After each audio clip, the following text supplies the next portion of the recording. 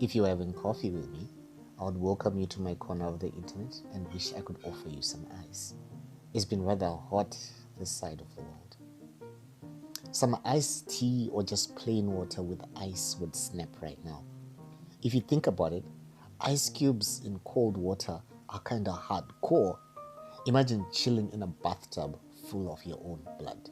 Don't mind me, it's Halloween season, so I've been watching some scary movies. I could really use some ice right now. If you're having coffee with me, I'd ask if you remember about our electricity situation with the constant power outages.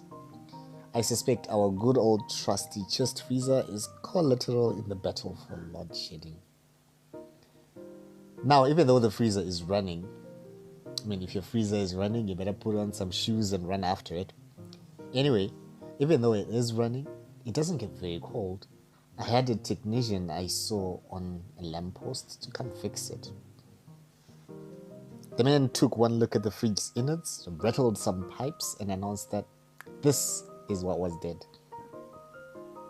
According to him, this filter is what converts the oil from the compressor into ice crystals, which make the freezer freeze. Before I could actually ask him to explain that again, because I clearly wasn't buying it, he had already cut off the offending part and replaced it with a new one, then proceeded to top up the refrigerant in the compressor with Africa's when I asked what type of gas he was adding.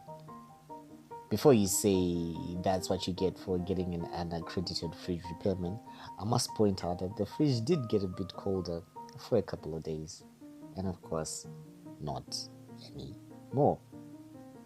If you're having coffee with me, I would ask if you have any experience in fridge repairs or dealt with a repairman who tried feeding you lines of nonsense while doing very dodgy repairs.